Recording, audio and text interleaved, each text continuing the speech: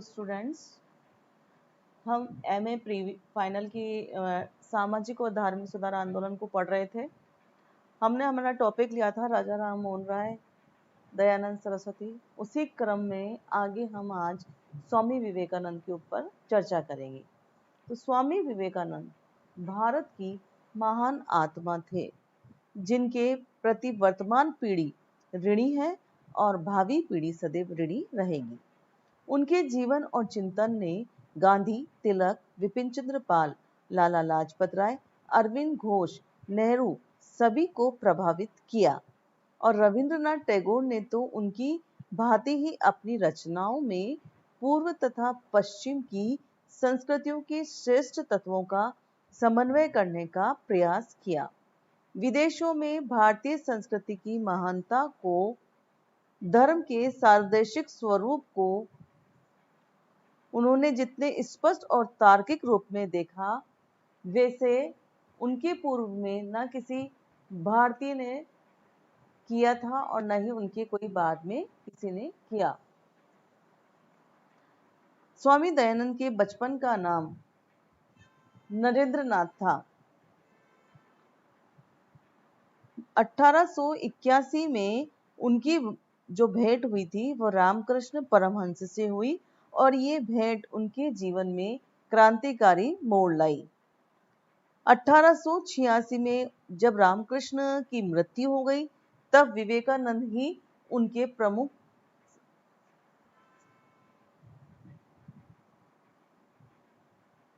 शिष्य बने। अब आगे हम देखेंगे कि किस तरह से उन्होंने अंतर्राष्ट्रीय सम्मेलनों में भाग लिया और भारत का वहाँ गुणगान किया।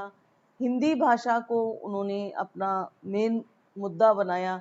ये सारी चीजें हम देखेंगे। विवेकानंद ने निश्चय किया कि संसार के सामने भारत की आवाज बुलंद की जाए और इससे भी अधिक जरूरी था कि भारत की समस्याओं के लिए कोई समाधान प्रस्तुत किया जाए। तो 1893 में वे अमेरिका गए, जहां उन्होंने शिकागो में धर्म संसद सम्मेलन में भाषण दिया। उन्होंने अपने भाषण का प्रारंभ मेरे अमेरिकन भाइयों और बहनों से किया। विवेकानंद का भाषण भारत की सार्वदेशिकता और विशाल हृदयता से ओतप्रोत था, जिसने वहां के हर श्रोता को मंत्रमुग्ध कर दिया। स्वामी विवेकानंद ने हिंदू जाति की अंतरात्मा को जगाने का प्रयत्न किया और कुप्रथाओं व अंधविश्वासों को दूर करने के लिए आवाज उठाई।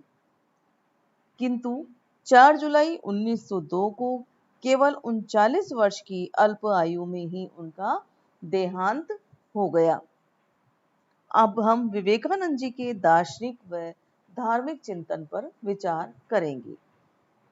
स्वामी विवेकानंद के दर्शन के स्रोत प्रधानतः 3 थे। कौन कौन से थे? प्रथम, वेदों और वेदांतों की महान परंपरा। द्वितीय, रामकृष्ण के साथ संपर्क एवं तृतीय, उनके अपने जीवन के अनुभव। इन तीनों ही स्रोतों के माध्यम से विवेकानंद के दार्शनिक और धार्मिक विचारों का निर्माण हुआ, जो अंततगत्वा उनके राजनीतिक विचारों के आधार स्तंभ बने। अब हम वेदांत के आधार पर उनका सार्वदर्शिक जो है दर्शन का विकास, इस पर हम चर्चा करेंगे। धर्म के संबंध में विवेकानंद जी का चिंतन और विचार जो है वैज्ञानिक दृष्टि से थे। धर्म उनकी दृष्टि में एक प्रबल शक्ति थी। उनका स्पष्ट मत था कि मानव जाति के भाग्य निर्माण में जितनी शक्तियों ने योगदान दिया और दे रही है, उन सब में धर्म के रूह में प्रकट होने वाली शक्ति से अधिक कोई महत्वपूर्ण नहीं है। विवेकानंद ने धर्म को सामाजिक संगठन और सहयोग को मूल शक्ति माना। धर्म के क्षेत्र में विवेकानंद संकीर्णता और रूढ़िवादिता को समूल नष्ट कर देना चाहते थे। वे इस धारणा से सहमत नहीं थे कि धर्म अंधश्रद्धा का विषय है, जिसमें तर्क तथा युक्ति के लिए कोई स्थान नहीं है। नेक्स्ट पॉइंट हम पढ़ेंगे, भारत के लिए धर्म का महत्व। अब क्या था भारत के लिए धर्म का महत्व, इसमें हम देखेंगे कि विवेकानंद जी को हिंदू धर्म की महानता और सार्वदेशिकता में अखंड विश्वास था।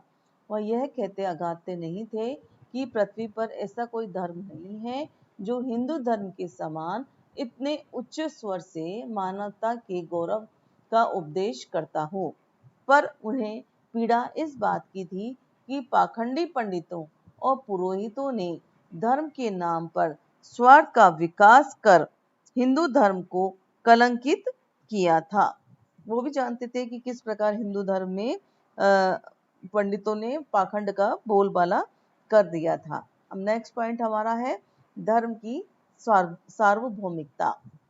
स्वामी विवेकानंद ने धर्म का व्यापकतम अर्थ लेते हुए सार्वभौम धर्म की का प्रतिपादन किया। उन्होंने कहा कि विभिन्न दर्शन पद्धतियों में कोई विरोध नहीं है और वेदांत अंतिम एकता को खोजने के प्रयास के अतिरिक्त कुछ नहीं है तथा वह एक सफल प्रयास है।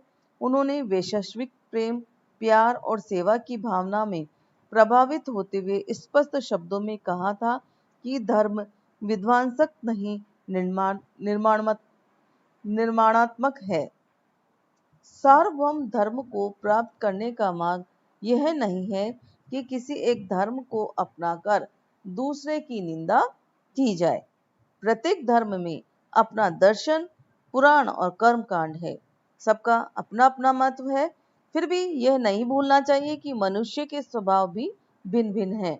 अर्थात कोई विचारक है तो कोई दार्शनिक, कोई भक्तिवादी है तो कोई रहस्यवादी और कोई कर्मकांडी।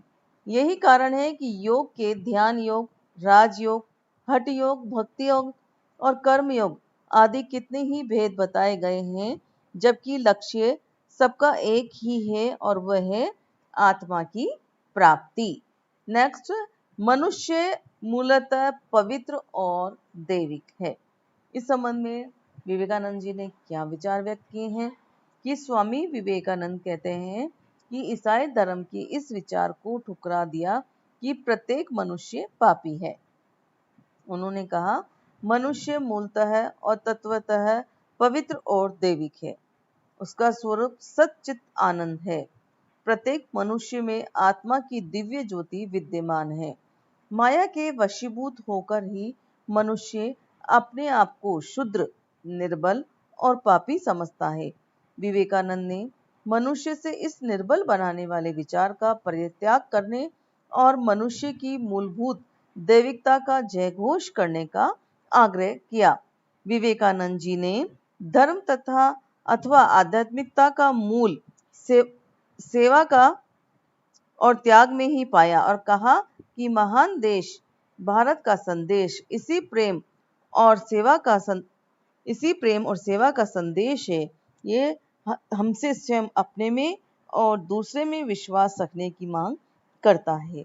वेदांत धर्म मानव निर्माण का धर्म है, शक्ति का धर्म है, जिसका निष्ठा से पालन करने पर प्रत्येक मनुष्य वीर, साहसी और पवित्र बन सकते हैं। तो ये था हमारा विवेकानंद जी का चरित्र। ये हमारे सामाजिक और धार्मिक सुधार आंदोलन के टॉपिक्स चल रहे हैं। इसके बाद हम जो नेक्स्ट टॉपिक लेंगे वो है हमारी थियोसॉफिकल सोसाइटी, लेकिन इसको हम आगे वाले अपने स्लाइड्स में देखेंगे। तो आज के लिए हमारा ये विवेकानंद टॉपिक है, इसको आप ध्यान से देखें। Thank you.